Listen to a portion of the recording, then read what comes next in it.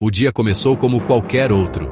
O sol nasceu sobre os vastos campos de soja do Mato Grosso. O cheiro de café fresco pairava no ar das fazendas de Minas Gerais. Mas olha, algo estava errado. Um silêncio estranho, pesado, começou a se espalhar. Não era o som de tratores ligando, não era o murmúrio dos trabalhadores rurais, era o som do nada. Um fungo misterioso de ação rápida e letal havia varrido as plantações do país durante a noite. Soja, milho, cana-de-açúcar, café, tudo se transformou em pó cinzento. A notícia se espalhou como fogo em palha seca.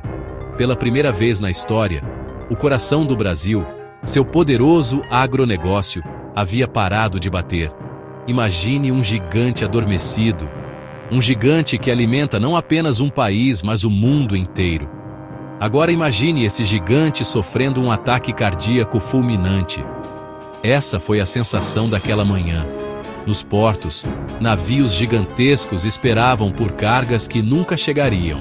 Em São Paulo, na Bolsa de Valores, os números despencaram em um vermelho sangue, um abismo sem fundo. O colapso do agronegócio não foi como uma pedra caindo em um lago. Foi como uma montanha inteira desabando. A primeira peça de dominó a cair foi o emprego. Pense no agro como uma imensa árvore. Seu tronco é a fazenda. Seus galhos se espalham por toda a economia. Milhões de pessoas trabalham diretamente no campo, plantando e colhendo. Da noite para o dia, esses empregos desapareceram. Motoristas de caminhão, trabalhadores dos portos, mecânicos de tratores. Todos eles perderam suas fontes de renda. Quase 1 em cada 3 empregos no Brasil. 1/3 da força de trabalho na rua. A segunda peça do dominó foi a indústria. Muitas fábricas não produzem carros ou celulares. Elas transformam o que vem do campo. Fábricas de suco de laranja, fábricas de açúcar, fábricas de óleo de soja, fábricas de carne processada. Sem a matéria-prima, as máquinas pararam. A economia era um corpo, o agro, o coração. Quando o coração parou, o sangue, o dinheiro, parou de circular. Pausa. A crise, que começou como um problema econômico, rapidamente se tornou uma questão de sobrevivência. A primeira mudança visível para o cidadão comum aconteceu no supermercado. No início, as pessoas correram para estocar comida, com medo do que estava por vir. As prateleiras de arroz, feijão, óleo, carne se esvaziaram em horas. Mas o problema real veio depois. Os estoques não foram repostos. Sem a produção do campo, não havia mais o que colocar nas prateleiras. O Brasil, um dos maiores produtores de alimentos do mundo, agora enfrentava a possibilidade real da fome em larga escala. A ironia era cruel e assustadora. O impacto foi imediato e brutal. O preço do pouco alimento que ainda estava disponível disparou. 1 quilo de arroz, se encontrado, custava o preço de um item de luxo. A carne se tornou uma memória distante para a maioria das famílias. As feiras livres tornaram-se lugares silenciosos, com poucas barracas vendendo vegetais a preços exorbitantes. As pessoas começaram a fazer escolhas impossíveis. Pagar o aluguel ou comprar um pouco de comida? A fome tem um rosto. Nas filas gigantescas em frente a centros de distribuição de ajuda.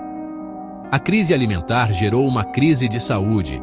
Os casos de desnutrição entre crianças e idosos aumentaram. Era uma espiral de problemas: fome, saúde, economia. Cada crise alimentando a próxima. A ausência de comida nas prateleiras revelou uma verdade desconfortável. Quão dependentes estávamos daquele sistema invisível. A crise forçou todos a olharem para a origem de sua comida e viram apenas campos vazios e um sistema quebrado. Pausa. Longe dos centros urbanos, nas pequenas e médias cidades do interior, a catástrofe não foi apenas econômica, foi existencial. Essas cidades nasceram e cresceram em função do agronegócio, a loja de tratores, a cooperativa agrícola, o armazém de grãos, o pequeno restaurante onde os fazendeiros almoçavam. Quando o agro morreu, a alma dessas cidades morreu junto. As ruas ficaram desertas. O comércio fechou as portas. O desemprego no interior foi total e absoluto. A aniquilação de todo o ecossistema de trabalho. Sem renda, sem perspectiva. O desespero levou a um êxodo em massa, na esperança de encontrar ajuda. Chegando às cidades, sem apoio, formaram um novo grupo, os refugiados do campo. A pressão social foi imensa, as periferias incharam, favelas e acampamentos brotaram. A competição por recursos escassos, comida, água, abrigo. A tensão social explodiu, protestos, saques, conflitos. A polícia, com salários atrasados, mal conteve o caos. O tecido social do Brasil começou a se rasgar. A identidade cultural do interior foi a vítima silenciosa. Festas vazias, rodeios abandonados, música sertaneja tocando para ninguém. Tradições desapareceram. O herói do campo virou mais um desabrigado. O grito silencioso lembrava: perdemos economia e parte da alma. A onda de choque do colapso brasileiro não parou em suas fronteiras. Ela viajou pelos oceanos e continentes, abalando as fundações da segurança alimentar global. O Brasil não era apenas um grande produtor, era o supermercado do mundo. A China dependia massivamente da soja brasileira para alimentar seus rebanhos. A Europa contava com nosso suco de laranja e nosso café. De repente, essa fonte vital foi cortada. Pânico nos mercados de commodities. Alimentos básicos dispararam. Soja, milho, açúcar. Países pobres e importadores sentiram primeiro custos impossíveis. No Oriente Médio, a escassez bateu forte. Outros produtores, como EUA e Argentina, não supriram a demanda. O resultado? Crise de fome global. A ONU alertou para a catástrofe humanitária. Alianças comerciais se desfizeram. Países estocaram alimentos e bloquearam exportações. O espírito de cooperação cedeu a um nacionalismo alimentar desesperado. A pergunta era: quem será o próximo a cair? Dependência excessiva de poucos países. Cadeias de suprimento longas e frágeis. Pouca diversidade nas fontes de alimentos. O colapso do Brasil foi um alerta brutal. O mundo estava com fome. E o celeiro secou. Dentro do Brasil, a desvalorização do real frente ao dólar foi o motor de um tipo diferente de caos. De um dia para o outro, o dinheiro perdeu grande parte do valor.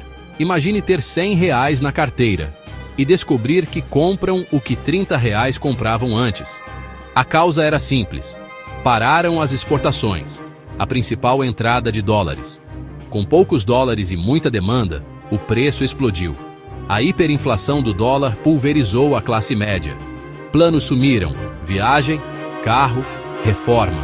Importamos peças, insumos de remédios, componentes eletrônicos, tudo em dólar. Custos proibitivos, linhas paradas, remédios em falta, reservas internacionais gastas, tentar conter um tsunami com um balde. A confiança evaporou. Investidores fugiram.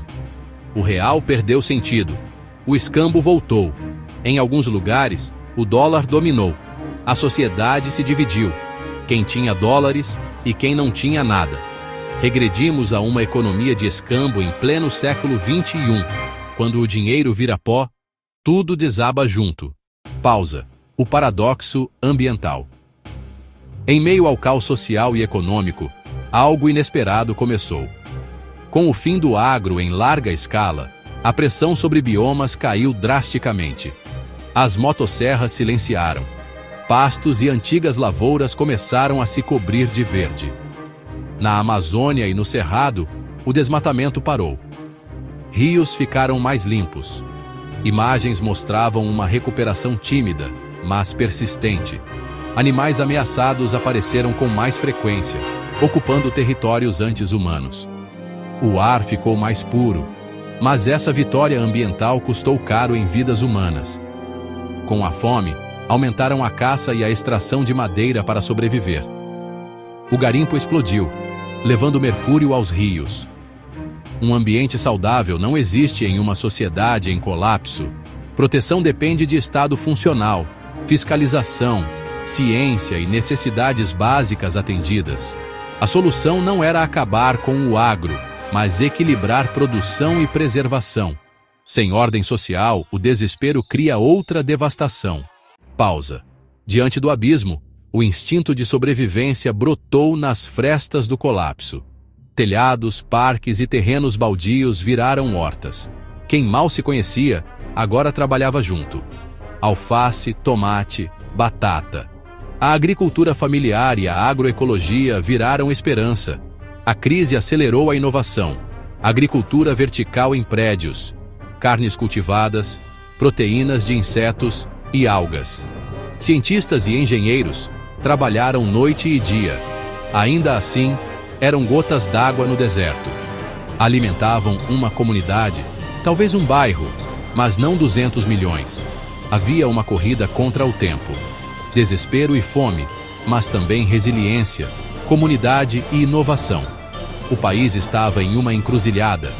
Desintegração total, anarquia, fome generalizada, ou um novo modelo mais local, sustentável. Quem escolheríamos ser? Hoje, 27 de setembro de 2025, olhamos para trás e vemos as cicatrizes que a queda do agro deixou. Foi um despertar brutal para nossa dependência e fragilidade. O silêncio em um campo no Mato Grosso pode ecoar como um grito de fome em um vilarejo na África. Aprendemos que segurança alimentar é a base da estabilidade. Viramos um país de contrastes extremos.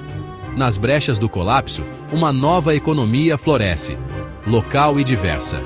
Ainda feridos, aprendemos a nos reerguer. A catástrofe foi espelho. Desigualdade e danos ambientais não são progresso. O futuro valoriza tanto o prato na mesa, quanto a floresta em pé e o rio limpo. Nossa história aqui é ficção, mas baseada na dependência real do agronegócio. E se uma crise climática, uma nova praga ou uma guerra comercial fizer o gigante tropeçar? Estamos preparados? O futuro não está escrito, ele está sendo plantado hoje. O que estamos escolhendo cultivar? Se este vídeo te fez pensar sobre o futuro do Brasil sem o agronegócio, deixe o seu like, inscreva-se no canal Raízes Curiosas e comente. Qual caminho você acredita que o país deve seguir? Sua opinião pode ser a semente de uma nova ideia.